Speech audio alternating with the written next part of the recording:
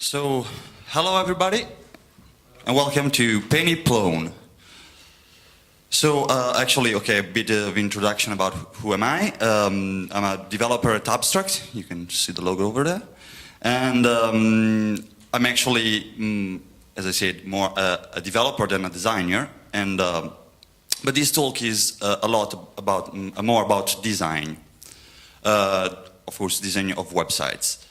It deals a lot with what we generally call teaming, and it's going to, it's aimed, both are designers, which maybe can give a few interesting hints on their work or something like that, and also at developers, because I think it's very important for developers at least to have a slight hint of what goes on when you actually have to sort of design a website.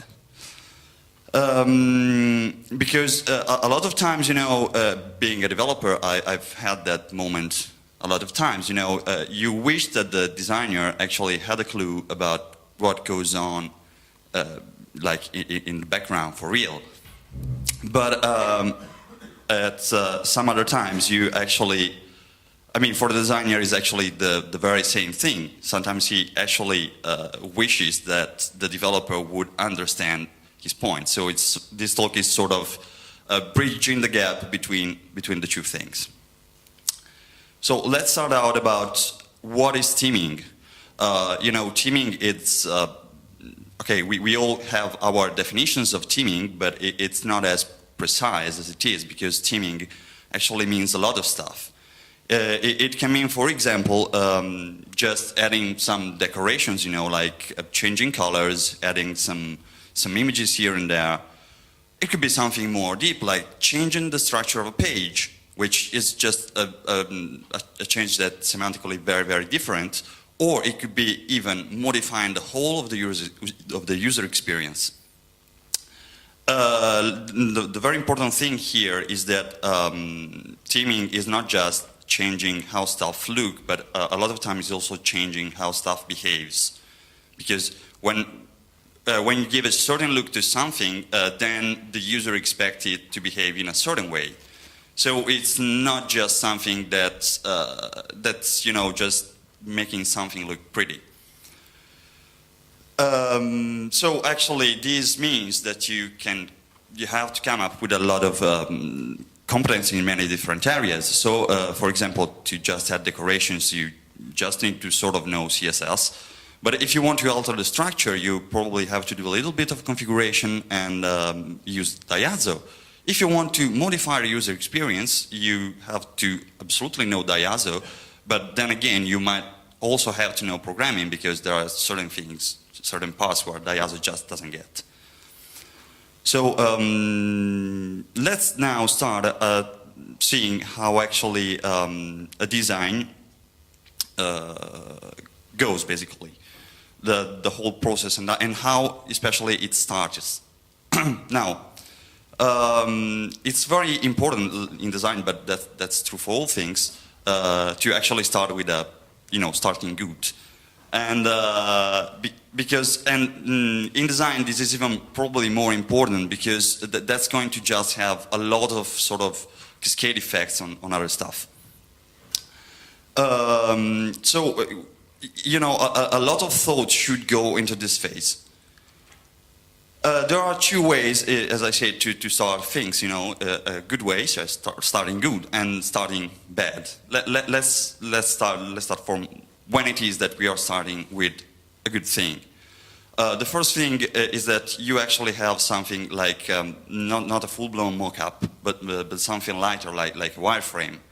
That's a very good way to start, because it means you focused on the important parts first and not just the colors, which, okay, are important, but not that much in the very first phase. Mockups with specification, which means not just this stuff should look like that, but this stuff looks like that and also behaves this way. And also maybe some sort of modular design, not just a bunch of stuff. Sadly, the truth is that sometimes you start wrongly, and you've got stuff like you get a printed piece of paper and someone saying, oh, the site should look like this. And maybe the piece of paper is also printed in landscape. And you know, this is usual where you have to say, no, let's go back to the first stage. Let's pretend this didn't happen. Let's restart again, because this is wrong.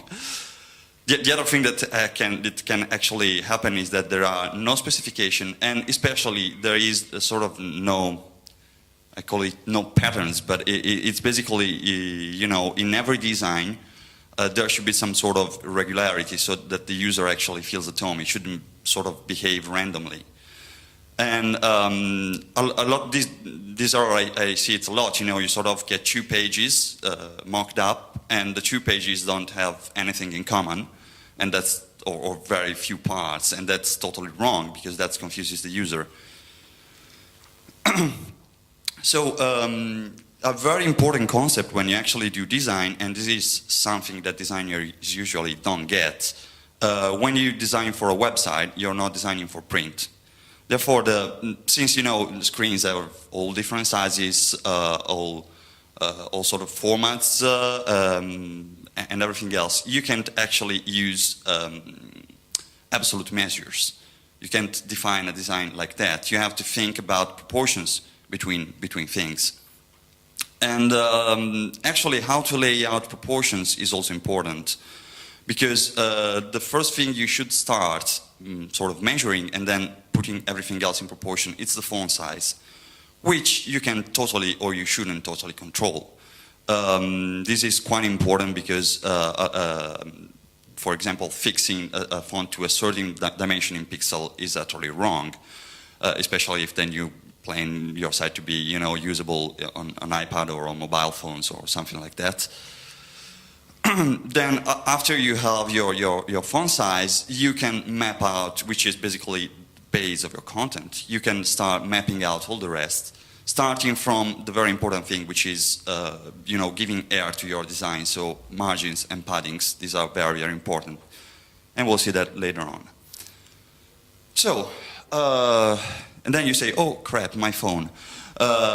Which means a lot of times when you start with a design, you don't start with mobile experience in mind. Which means that when you do that and you sort of then say, okay, crap, I also have to do some sort of responsive stuff for mobile phones too, you end up sort of piggybacking it on. That's called, technically, graceful degradation, because at the end you end up implementing something, well, graceful degradation is actually something very, very technical. It basically means that the base design is the desktop one, and then all mobile designs are sort of other CSS that, like, you know, make things narrower, they make fonts bigger and stuff like that. So basically, in the end, the mobile phone is going to use more CSS than the desktop one.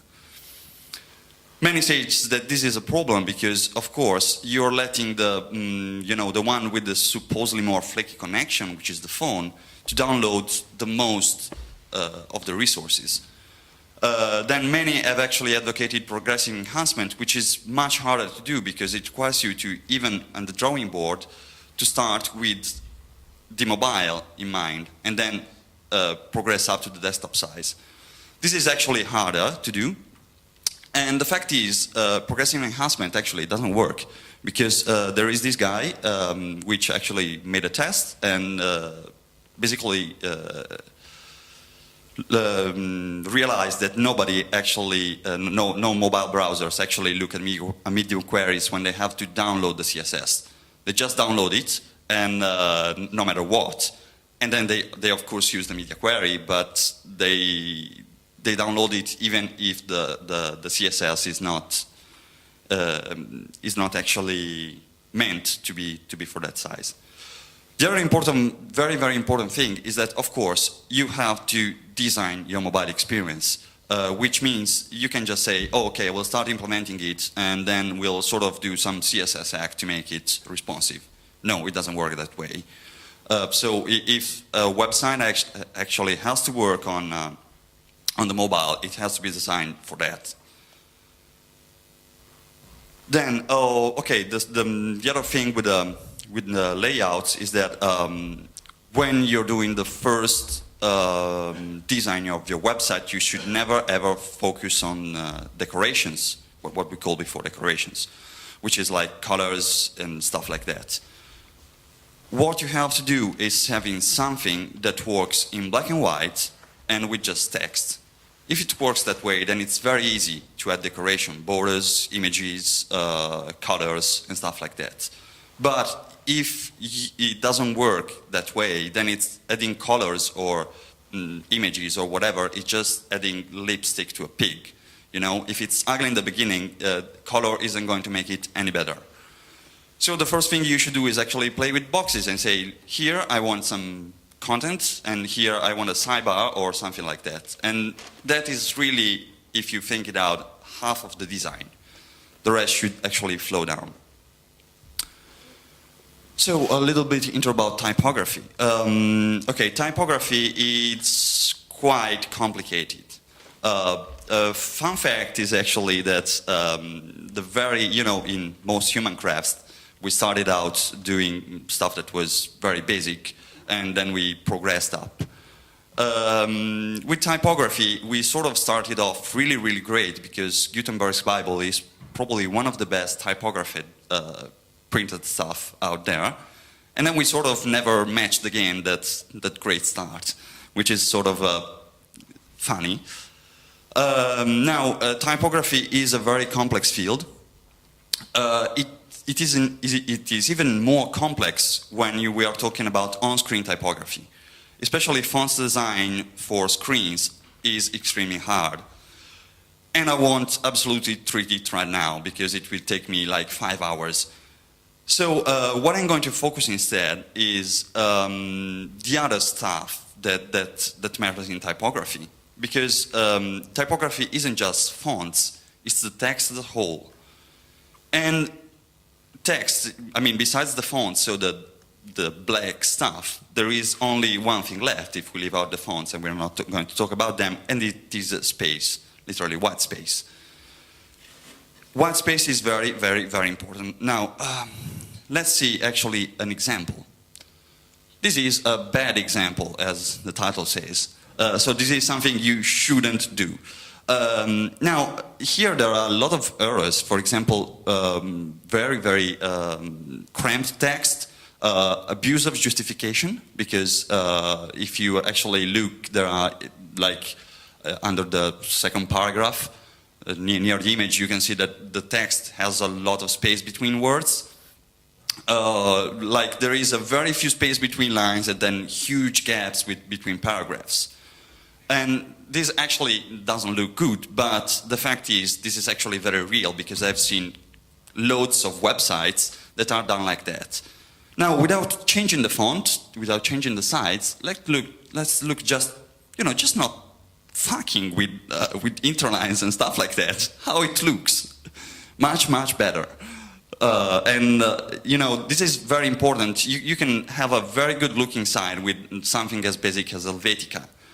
It's important that you give space to your design. Don't cramp up stuff because that's not going to work. So another common misconceptions that I've stumbled upon is actually how to include web fonts. Because there are a lot of resources on the net and a lot of websites that do sort of like, download the font face kit or whatever. I'm not naming names, but probably you've got what I'm talking about, that actually do it wrong, the inclusion of fonts. Now, they tell you to do something like that, which went a lot more... Okay, anyway. You can see that it actually defines two font families, one for italic and one for bold. This is because actually, whenever you have a font, the difference, bold, italic, and all the difference come in different files. But they make you define two families. So if you want to have something in italic, you don't say font style italic. You have to say font family, my font italic. Now that is ridiculous because actually this is how you should do it. You give the same name to the font family and you just change the font style or the font weight. And automatically, when you say my font italic, it will pick up my font italic WOF. as a file, and not something else, because it's actually the spec says it should work like this, but many sites apparently don't get it. Okay, total change, grids. Okay, I suppose everyone here is actually familiar with a grid. So what's a grid? You know, the developer, when starts to think about the grid, says, oh yeah, the grid is like a help to place stuff and have it be there and not move around and not have to, you know, start hacking with paddings, margins, and stuff like that. But actually, and more importantly, the grid is a constraint to your design, because once you have a grid, you can start saying, oh, we'll add some bit here, and oh no, some other bit less. Because one important thing about the creative process is that if you don't put constraints to it, it doesn't lead anywhere. If you put constraints on it, then it actually can shine more, because creativity is, you know, working with the constraints and making something, in this case, looking good. Now, the second thing that a grid is sort of the exoskeleton of your page, which means that it's sort of the thing that actually keeps your layouts together. And then, of course, but just very, very minorly, it's something that helps in placing stuff. So what grids should I use? First thing out, just avoid, if you're going to do any responsive design, avoid fluid grids. Fluid grids are those grids that basically are proportionals. So whichever the size of the screen, they're going to take up a certain percentual amount of it, which is, it's not very useful, because if you're actually like on a mobile phone and one column is probably 2 pixels, it doesn't actually make sense to have that, because maybe you have a width 2, which is perfectly fine on a desktop, but it doesn't make sense on mobile. The obvious choice is that Plone actually has a grid, so which is called the Deco grid system, which is actually quite nice. So yeah, seriously, you should probably use that. If you feel like being more original, or you have some sort of you know, different requirements or stuff like that, you can actually try another pre-built one. I have a few personal preferences, which are CSS grid and frameless, which are very, very nice responsive grids. And actually, in a project, I made this not as crazy as it sounded initially choice, which is make it your own. You know, you can make a grid. It's actually quite fine and not that hard. So if you're going to make your own grid, this is important, because maybe it can happen. You have to make a grid that, since you're going to start with it, that is sort of like a layout engine. I don't know if you're very familiar with the responsive design, but basically it's about when the screen sort of resizes, you should be able to rearrange elements so that they fit differently into the screen and sort of, how can I say, they occupy the space better. Now, this means that whenever you make a grid, which is, you know, sort of like a grid, you don't want to actually have to do stuff like what is usually called proxying. You know, having this element, on this resolution it's 2 units wide, on this other resolution it's 4, and this other resolution it's 5, because this makes you actually put the grid onto the elements, IDs or classes or whatever selectors you use. What instead you should try to do is actually have a column that's, it's called folding columns, basically. So you have a grid that, for example, is 16 columns on a desktop, and without any markup change, it becomes like 10 columns on an iPad and 5 columns on a phone. Of course, when you make this kind of grid, you shouldn't use it you shouldn't make it work with every possible layout, because if you have 16 columns, it's 16 factorial possible layouts. You don't want to optimize for all those. Okay, so CSS preprocessors, these are very, very useful. Okay, why? Okay, CSS preprocessor, a bit of... CSS preprocessors are basically sort of an extension of CSS that allow you to do certain stuff that with CSS is just impossible. Let's see what. I'm sorry for the cramped example. As you can see in the first two lines, we have two variables. Variables can be defined once and then used along. You can see in main, I'm using the two colors that I defined before. Then you can, for example, you have stuff like mixins, which are like sort of like functions. Rounded corners is an example. You can call it over and over, and we just sort of print what's inside it. Now, so this is this is actually less. And let's look at what is the corresponding CSS. And you say, what? The CSS is shorter and cleaner. Why should I use less then? Actually, the fact is, it's not to make stuff just like shorter. But as I said before, so for example, let's look at rounded corners. Actually, I've done it wrong because that's just for WebKit, right? And then I say, oh crap, I've totally forgot about Mozilla IE and the non-prefixed version that I have to insert.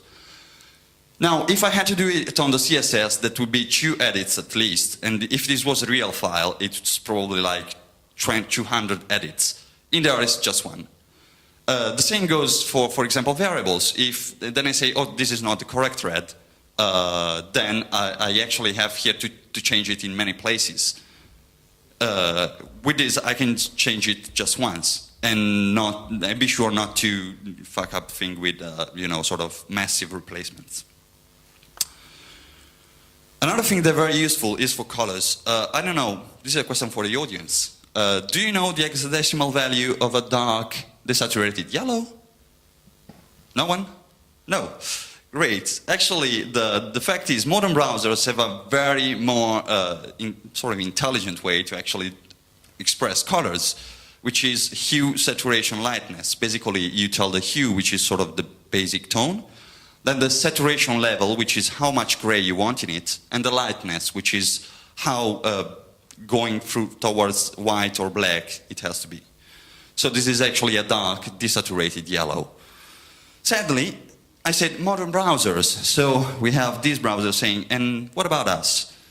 Well, CSS preprocessors actually allow you to sort of come up with the same thing using functions that are built in every CSS preprocessor mostly, which is like, for example, this is again less, desaturate and darken. So you can start with the yellow and having a color like that. So, Internet Explorer. Internet Explorer is, you probably know, the sort of like the black beast of every web developer. So let's actually look at it and see how we can sort of try to defeat it. But first, some stats.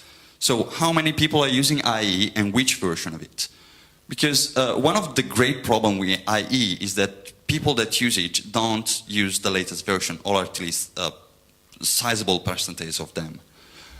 This is totally unlike any other browser where you don't have Firefox, you never ask which version, or Chrome, you don't ask which version. It's automatically the latest one, right? With IE, this is not the case, but you know, all the versions that are around are right now 4. The first one, and the most problematic one, which is IE6, sadly, not sadly, fortunately, is dying, but in China, it is not. So if you have to do a website that's going to be viewed a lot in China, you have to support IE6. IE7 has very, very small percentages, which is very, very good. And then basically, it's sort of like equal between IE8 and IE9. So let's see each of these versions, what are their problems. IE6 has the long list. Well, it basically doesn't provide anything. No CSS free, nothing fancy. But even the basic stuff, it doesn't provide it. Like, for example, you can select, for example, by attribute, like saying, I don't know, input name, whatever. It doesn't support position fixed. It doesn't even support, you know, selectors with saying it has to have that class and that other one class. I mean, it supports it, but it's buggy. It supports hover with sort of some bugs, and it doesn't support max, min, weight, and stuff like that. 7 was a lot better, but still it doesn't have a lot of useful selector like before, after. It has a position fix is still buggy, and this is also a problem with IE6. They have a broken box model, which means that your floats will be very problematic. IE8 doesn't have any CSS free, and finally IE9 is almost a normal browser. You know, sort of like, okay, it has bugs, but also have the others. So IE tricks, you should use Modernizer.js to include browser-specific optimizations. You can use JavaScript to add classes, for example, for first child and last child, which are two very problematic selectors with IE. You can also throw away borders for the browsers like IE6, IE7, since they have a broken box model. Just throw away all borders. It's going to look like shit, but well. So a little bit more. Now I'm going to talk a bit about Diazo. Diazo is actually the system that in Plone allows you to team a site, basically cutting and seaming from the unteamed site to a static team. So the problem is that when you're designing a static team for Diazo, you shouldn't make a static page for each page type you have, because the page type you have are many, and you can come up with a static theme for all. So what you have to do is to decompose it in a sort of a layout. You know, I have this layout and this layout, and then a lot of small widgets. And then you can compose them, so making a modular design. This also reminds me of something else that begins with D. You know, having a layout, and then you sort of put in small widgets. So it's going to be even future-proof. Now, something about Bootstrap. You know, everyone is familiar with Twitter's Bootstrap, and Twitter Bootstrap is more than just a default set of CSS. This is very, very important. Actually, what's important is because it's like a documented set of widgets which are easy to use and coherent. As a developer, you go there, you say, oh, I want this kind of table. This is the markup. Copy, paste, done. Now, this is the true power of Bootstrap. But why can't you do the same? I mean, you're already styling a static theme, so just make it like Bootstrap. Make a table, make some text code, I don't know, use the most common tags, something like that. You can then also put it, this static theming is going to be served by Plone app theming on the ++ theme namespace, so you can just fire it up as a documentation. And voila, the developer knows that if he wants this kind of table, he just has to copy this markup, and that's fine. It doesn't have to be as big as Twitter Bootstrap, but already starting doing this is a very, very cool thing, and developers, if you're a designer, developers will love you if you do this. Then another small thing, never, don't reinvent what's already in Plone. There are certain classes that sort of have a semantical sort of meaning, like hidden structures. It means it should be on screen readers but not visible. You shouldn't reinvent these classes. Like the class with the same semantic but with a different name, because that would just complicate a lot using Diazo. So the team should actually try to use at least these very basic classes that Plone uses throughout. The same goes for markups and JavaScripts. Plone doesn't have a very, very standardized markup, but there are certain things that are done always the same way. These are table, tabs, portlets, breadcrumb, navigation, and the edit bar. And there is also a template which lists all of these things. The same goes for JavaScripts. You can actually, there are several already included JavaScripts, and you should prefer solutions based on these ones, rather than solutions that require you to bring in a totally different framework. Okay, a couple of Diazo tricks. So this is interesting because I get asked a lot, how do I do this? The first one is actually wrapping your content Like you have something in Plone and you want to take exact the content but just wrapping in something else. In this case, for example, a div. So what do? I select the elements, I say replace, then put in the markup, the wrapping markup, and then this single line of XSLT, which is going to basically just paste in the original node.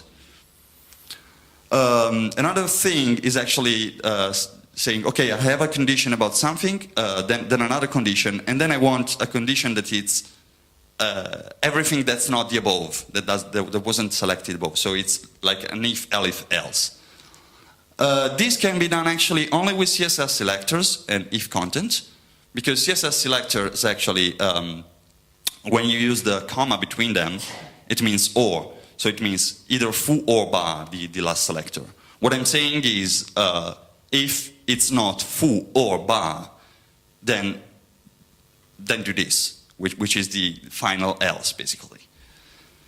The last thing is actually, okay, this is a bit complicated. It's class overriding. What I said before about not replicating class names in Plone, well, if you didn't listen and you did that, you can actually try this one, which basically takes an element, all the elements with a certain class, and then another class to them, basically. This is useful if you have duplicated names or something like that. So the last thing, when to actually, I mean, should I always use the ISO, or at sometimes I should like use something like JBot? Well, you should try to use the ISO as much as possible. When sometimes you actually have to write a lot of XSLT to actually get there, or it's a very small component or something you developed, then it's actually easier to just use JBot and just override the template, basically. And this is basically done. What I want to say is that it's important for developers to know that teaming is a very complicated thing, actually. But if people actually communicate on it and you get feedbacks even from developers and of course from the designer to the developers, if there is actually teamwork between the two and not war, then you can actually come up with something really good. That's vital. If there is no there isn't this kind of communication, the developer doesn't know what it's doing, and the designer neither. So it's going to end up badly. The other important thing is that when you're dealing with a team, you should never settle for something less than good. Because, you know, in the backend code, if there is a page that, yeah, okay, it's a hack, but who cares? On a team, if you have something that doesn't look very great, the user will notice it.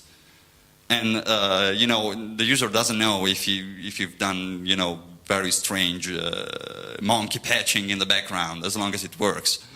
But if something looks bad, he will actually notice it. So, any questions?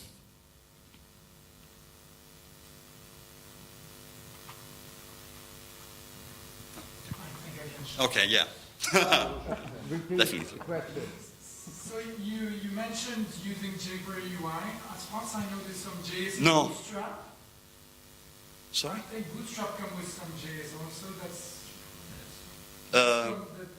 also a competitor to jQuery UI. Have you tried it or not? Oh, okay, yeah. The fact is the Bootstrap 1 isn't as encompassing as jQuery UI. Like, I mean, it's very limited. It's more like jQuery tools.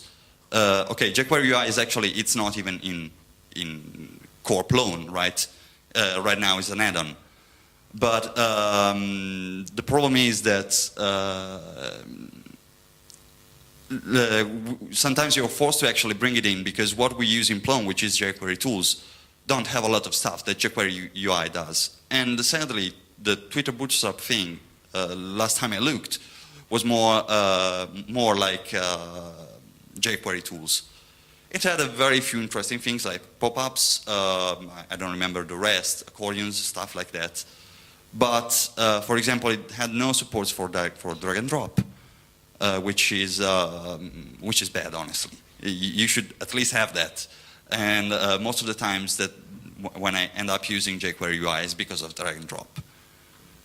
The next question is, when you use drag and drop, can you remove all the rest of jQuery UI so that you don't bring in Yeah, well, actually, the package that's in collective, I think it's collective.js jQuery UI, or maybe there's no JS in the middle, allows you to actually, pulls up a control panel, and you can select which components you want, and it's in the registry. Yeah, if you just want drag and drop, I think you have to include core, which is very minimal, and then, of course, drag and drop support.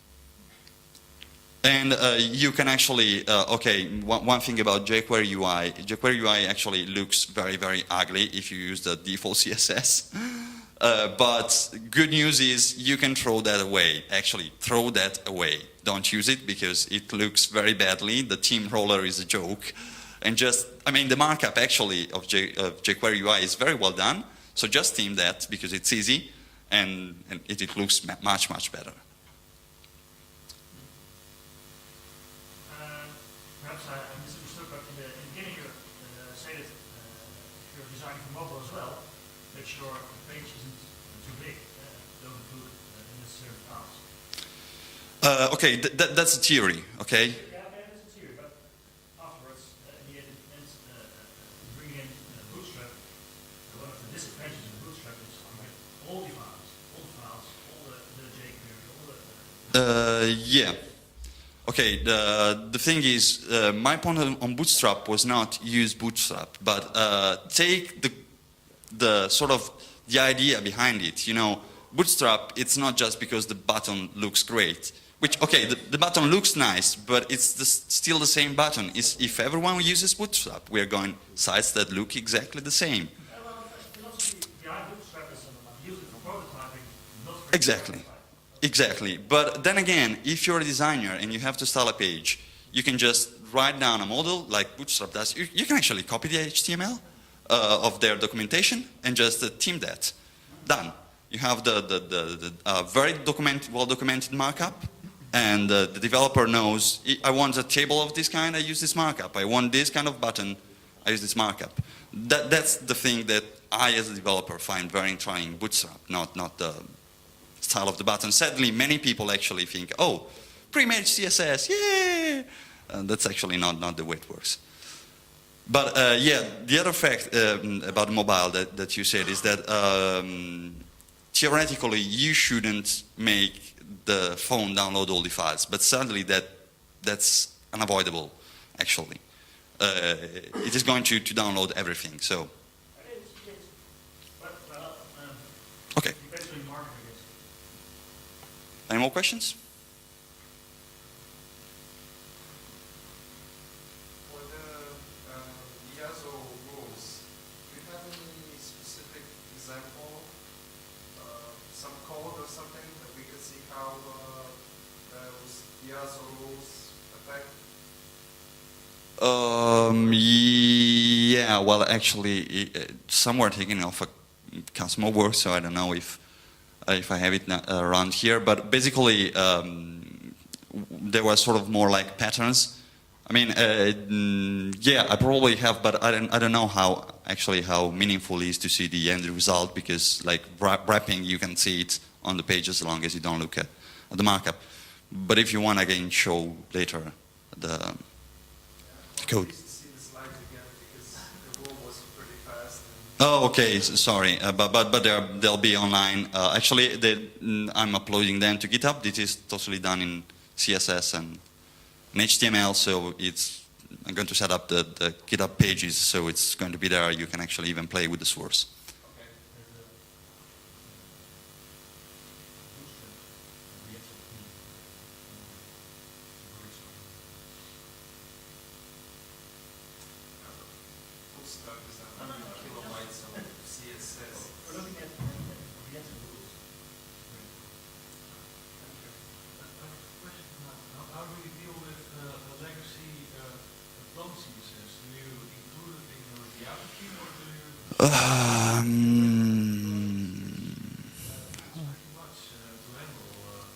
Yeah, well, depends. Usually I throw them away. I mean, I don't use any Plone CSS. But then again, this is my personal preference. I mean, because usually the design isn't reusing a lot of Plone. Maybe it's easier to just copy and paste back the relevant parts, like the edit bar, which is always a pain to actually style. But besides that, no, I don't use much of it. Suppose you want to make a theme compatible with Bootstrap. Do you use JMod package you mentioned? Because the stuff you get out of Plone is not really. Yeah, no, the markup doesn't. The fact is, if you actually want to sort of put Bootstrap on top of Plone, I would strongly advise you against that. But yeah, you have to basically overwrite templates or write XSLT by hand, basically, because it's going to be very hard with Diazo. But honestly, you don't need that. You don't need to reuse Bootstrap that way. You can sort of design your own in a way. Just go there and install it. So. I'm just curious how many people in here do separate the skin of the CMS part of that page and compared to the public part. So as you throw away all non-CSS, you most probably would go for the two skins approach. You let the editors see the naked Not necessarily. Yes, sometimes yes, but sometimes no. I mean, of course, I'm not doing the whole of the CSS. Usually, it's when it's a consulting job, and I also have other designers helping me, and I prefer the clean way, you know, rather than having them trying to adapt and adding hacks on top of the default Plone styles. It depends on what you have to do. If the default look of Plone is pretty much okay for you, aside from the colors of something, of course, you don't throw away everything. But if you want to have something that doesn't look like the standard Plone, then throw them away and restart. You know, it's always a trade-off, but. Sure about this. I was just curious how many people in here, also your opinion on that, how many use different domains for filling the front page and different domains for I have to say that it's bad because it sort of throws away the whole editing in context, you know, what you see is what you get thing, which I think it's very good of Plone to have that. And that's, you know, having a separate unskinned domain actually sort of, you know, makes that not true anymore. Okay, so thank you very much.